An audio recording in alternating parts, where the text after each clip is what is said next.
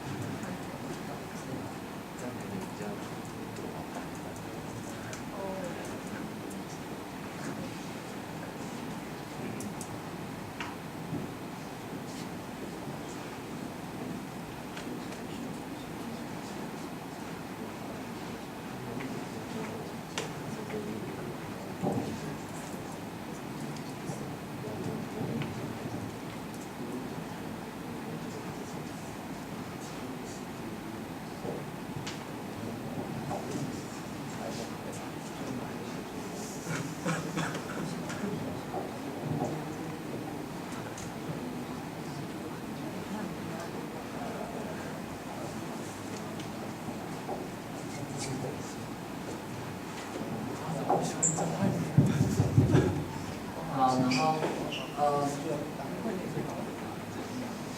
我要先讲一下刚刚听完博仲学长讲了那么一大段之后，然后跟我下午跟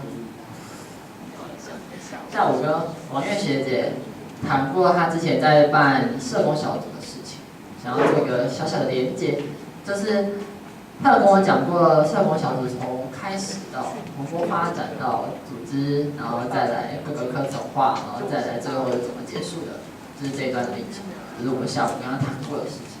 然后这个就可以连接到你刚刚所谓讲的凝聚这件事情。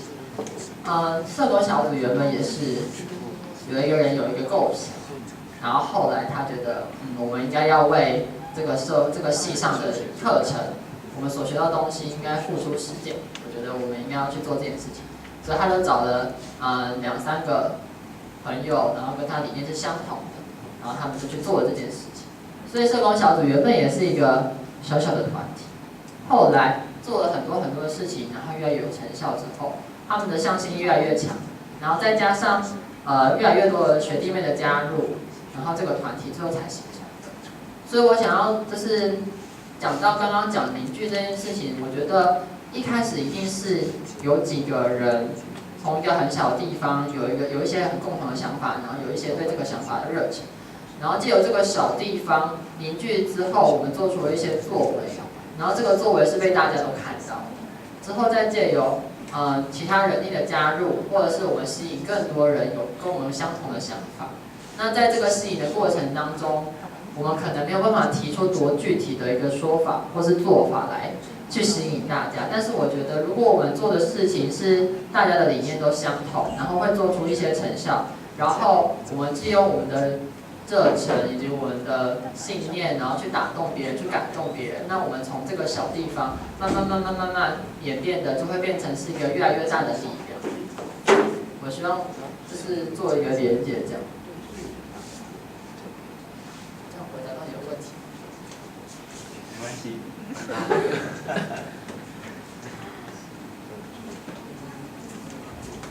回答完了。你希望我再回答你？那就是谢谢之前还有现在就正副会长的提问。那我们接下来的时间算也不多，那还是开放，就是让大家来提问。那我们就一样也是收集2-3个问题，就让候选人回答这样子。那有谁要先提问的吗？问吗？学术部，现在学术部的，他现在发言。好。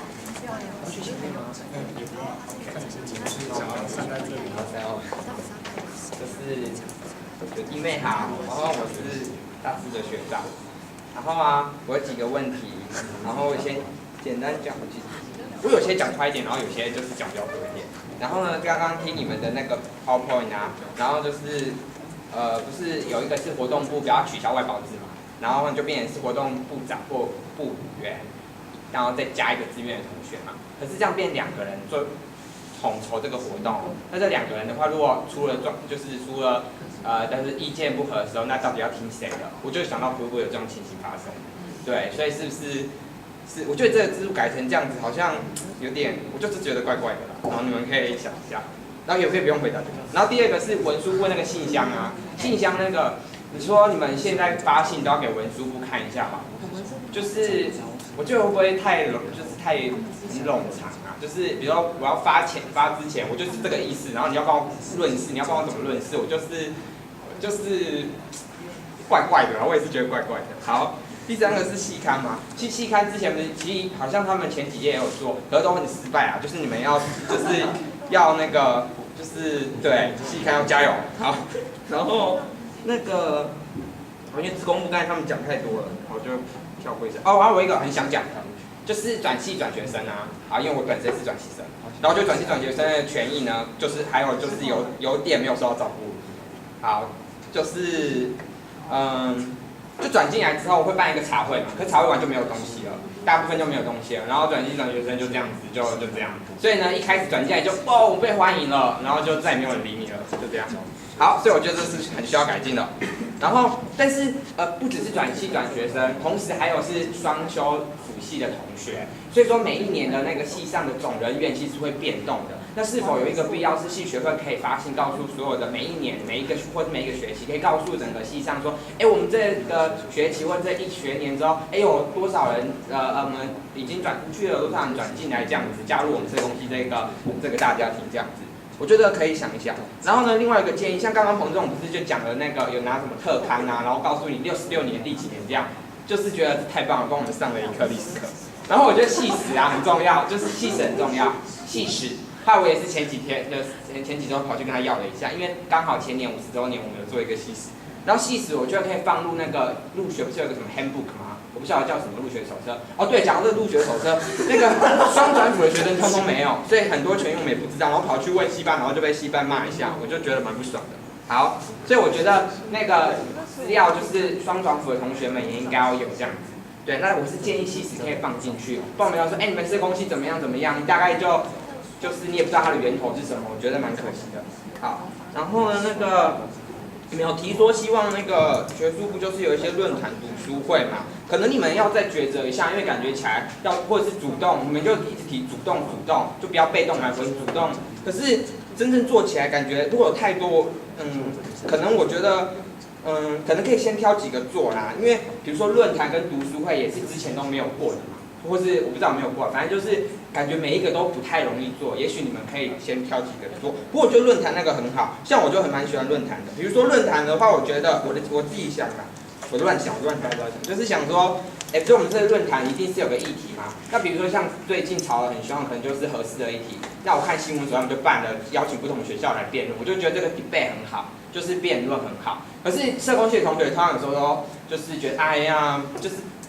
辩论什么啦，就是伤感情什么的。哦，不是，他可能就是不了解辩论的意思。辩论其实是过程当中，就是大家是可以站在不同的立场，然后互相去想。有没有想，就是从不同的点出发嘛，然后去想，我觉得那个应该会很有意思，而且可以邀请老师来，因为之前像我们不是有一些读书小组嘛，其实读书小组其实可以邀请老师来的，就是如果比如说我们10几周，我们可能期中或是或期末的时候，可以邀请老师来跟我们对谈一下嘛，读书会其实各个自己的读书会是 OK 的。那其实我觉得论坛也可以啊，如果老师来就变成是学生有参与，老师有参与，那大家也不会觉得，比如说你说学术部要带议题，那我们就会有一个疑问哦，你2年级要带议题带得起来吗？有没有30年级学长姐可能就有这样子的，就是这样子的刻板印象？好，但是就是他其实是可以有很多不同的想法，我觉得还不错啦。然后那个刚刚有提到说，就是什么人不见了这件事情。人不见，好，算了，我应该不是要讲这件事，讲别的事，是讲那个说系上老师就是坦白讲不用沟通，可是我觉得我自己的经验是，我就跟主任沟通一下，有时候还是跟他吵起来，可是后来沟通一下还是有用哦，事情还是可以做，所以我觉得跟老师们沟通是要的啦，因为毕竟老师们还是老师们嘛，然后就是但我们跟他想法可以不一样，但是如果你能够说服他，以及或者是让他能够觉得，同学们。让他也觉得好，就是同学系学会要这样代表学生这样子做好，我们支持你，连老师都愿意支持你，你们就成功了。好，然后你们刚刚有提说参与嘛，然后可是你们 PowerPoint 里面讲的参与啊，是比较是在讲说如何让学生们参与系学会。然后就是要留住人才，可是其实不止人才啦，那个参与是比如说你看看今天1、2、3、4、5、6、7、8、9，可能不到20个，是这种参与，就是你要如何让大家来参与系上的事务，来参与这种公共事务，对，那个就是彭总提的第二点嘛，你就是要这个才是我觉得是关键点啊，好，大概就这样子，好，没了。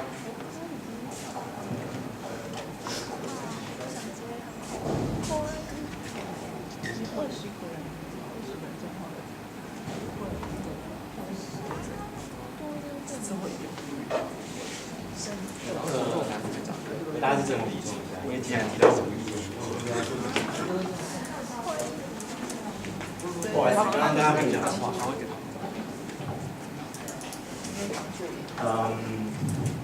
要不要跟老师沟通这件事情呢？它很重要。跟老师沟通，我甚至觉得是本系学会在维持系务上面一个非常重要的角色，甚至这个系发展唯一的希望。就目前的情势看来，我说老师不沟通的意思是他们自己私下很少沟通，然后几乎如果你参与过系务会就知道，那个几乎都是台面上在交换彼此的想法，那通常就很残酷。我说跟老师沟通的意思是，如果系学会在代表学生意见的，就代表学生的意见去跟老师们沟通之前，没有先了解学生的想法。那很可能就会变成是系学会长以个人的认知来去上情下达自己的意见，这样就会有就会有麻烦。第一个麻烦是，你很难说你自己代表学生。当然我不是说，就是系学会是不大可能去真正了解所有学生的想法。可是你要让你在表达意见之前，让系上的同学都知道系学会正在表达这件事情，而表达的同时，他也能够激起系上同学关心这件事情。我觉得这才是系学会它要作为沟通桥梁的一个重要的角色所在。不然的话，我们任何一个人自己去找系主任就好了，根本还不需要系学会去，懂我意思？就是说这两个东西要同时进行。既然你身为学生代表，他们应该没来听我说话，我没关系。我听。好。对，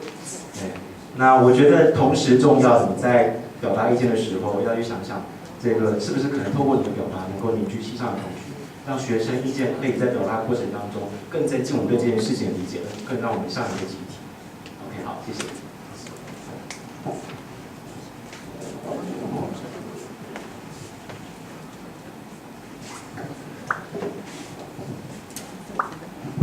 好，就是关于刚刚我要先很感谢这位学长，对不起，这位学长，然后因为你提供我很多就是很直接的意见，然后就让我了解到非常多不同的面向，有很多东西都是我没有考虑到的。对，我觉得这就是我们现阶段最需要的地方，就是有人跳出来跟我讲我们的缺点在哪里。好，然后我想要先回答你刚刚讲的那个活动部的那个问题。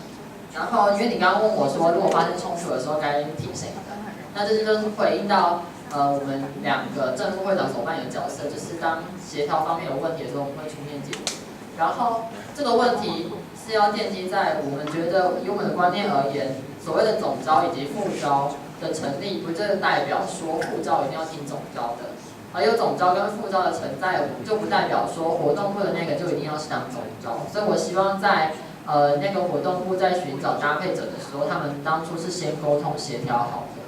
而不是因为他是系学会内部成员，他就该当总召，而他就该让另外那个人听他讲话。我希望我们正副会长可以出面协调这件事情。然后再来刚刚所讲到的那个信件都统一由文书部发这件事情，我们想要再次强调一下，我们注重的是希望由系学会有一个统一的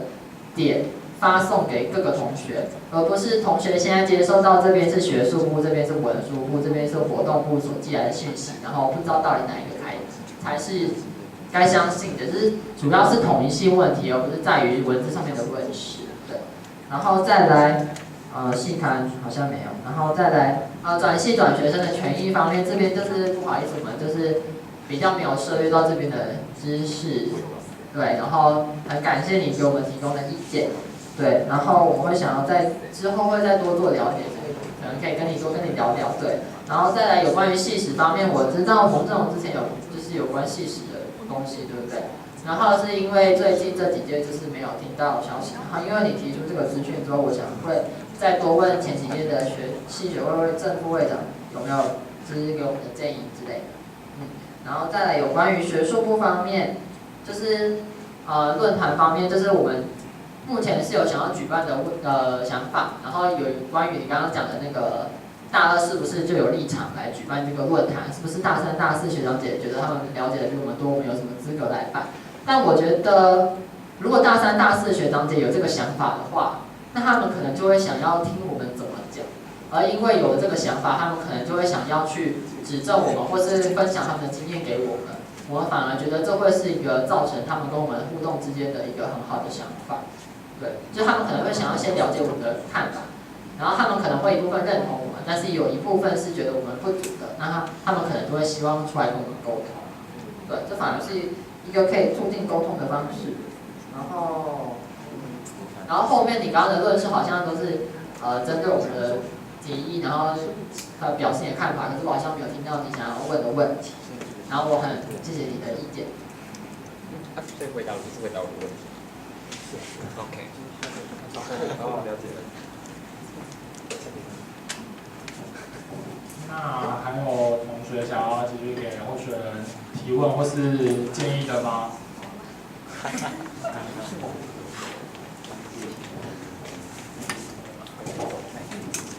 就是那个老梗情境题，就是你们之后如果遇到那个同志大游行啊，然后因为其实这议题吵蛮久的啦，就是你们一定会遇到就是你们到底要不要以系学会的身份去参加同志大游行？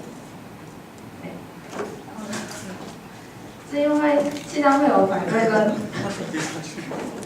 这样会有不同的声音，然后就是你们到底要怎么样去代表，就是你们会怎么想？好弱，因为我自己崩溃。好，就这样，谢谢你们。有什么？谢谢。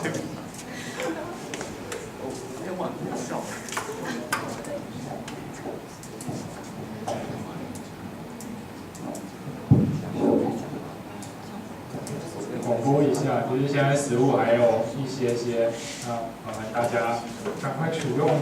不然尤其是喝的都没人喝。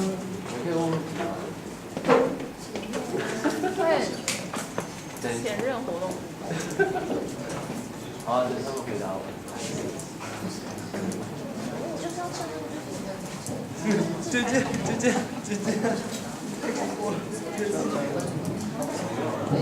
啊，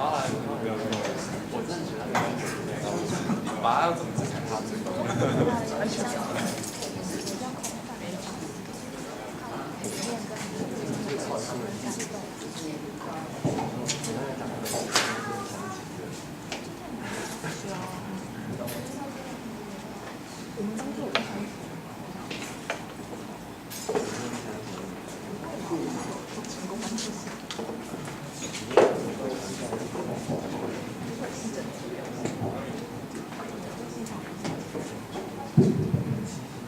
好的，那关于就是同志大游行是否要表态这件事情，我想要先讲一下，就是有关于表态这件事情，可能会之后会造成的结果，首先我们刚刚有提到我们的采取的方式，有人就是会认为我们是比较被动的提供资讯，那关于表态这件事情，可能就是会有办法改善我们的情况，也就是说，如果当以系学会的立场对某个议题进行表态的时候，然后这个表态的动作会造成有不同的声音出来，然后这个声音就会变成跟系学会做沟通，也就是说，表态这件事情是可以让系学会从被动提供资讯的这个角色，转变成主动提供主动跟学生交流并且讨论公共议题的这个角色。所以，有关于被动跟主动这两个，我们刚刚一直在讨论的这个议题，我目前就是需要多讨论，就是因为我们觉得这两个是被动提供跟主动表态，就是主动行动，然后带动各个同学讨论议题的这个两种方式都各有优缺点，对，所以这两个都是我们会考虑会做的行动。有什么问题要追问？我不用麦克风没关系。好。然后我是双修社工系的学生，也是就是双修前任的活动长。然后就是我刚其实听完会长们、还有副会长们、还有学长的问题之后，我是觉得你们没有回答到他们的问题。对，那不好意思，我讲话比较直接一些，所以我在整合出他们。我自己听到的也是我觉得比较根本的问题是有3个，第一个是你们系学会的组织，第二个是你们系学会人力的安排，第3个是系学会要怎样凝聚社工系学生的声音跟感情。那我先讲组织好了，就是基本上从冯正荣在前一任会长是小黑会长，然后那一届其实就比较想把系学会的组织就是缩小下来。对，只是缩小到就是现任会长这边就是多了一个福利部，对，稍微扩大一点。那你们现在是多了志工部跟系刊部，那可能在横向已经有很多部门，就像你在讨论报告的时候，你是一个团体报告，那如果你的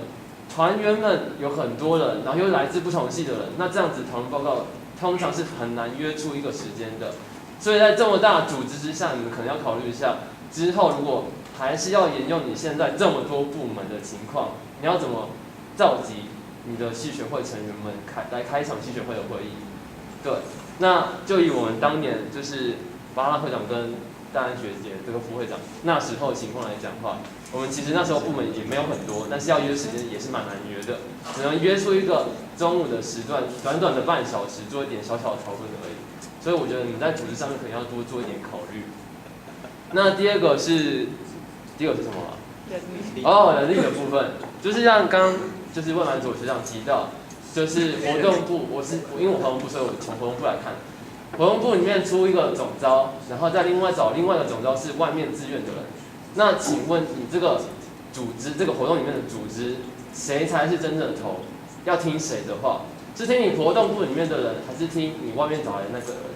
对，所以我觉得这一点你们可能要考虑一下哦。然后还有就是，这个头其实在我听来，你们这个头可能是负责以后会去找活动下面的工人。那谁是真正的头，就会决定你的工人有哪些人。OK 哈，这是这个东西的问题。然后在凝聚社工系同学这个部分的话，怎么说呢？因为我刚刚看到你们是想用班代会议来解决这部分的问题，然后你们强调班代会议是一个主动，是你们主动去收集社工系学生资讯，还有他们想表达的意见，但是前提是这么多年下来，班代会议真的很难召集起来，而且你要确定班代的声音真的可以代表全班的声音吗？而且我觉得班代会议并不是一个由系学会主动去收集同学之间意见的一个管道，而是一种比较被动的，是把他们请过来。所谓主动，应该是由系学会的人主动去找1、2、3、4年级甚至延毕的同学，然后问他们意见。所以这时候你就要考虑到你们的人脉有没有扩展到社工3的未来社工3的这些人，还有未来社工室的这些人，或是更上面的那些学长姐们。对，这是比较常见的问题。好，我的问题大概就是这样子。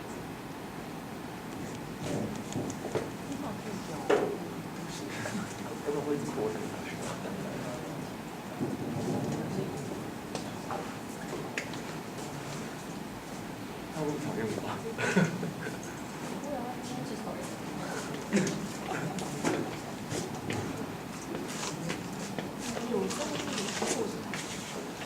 我也觉得，我觉得我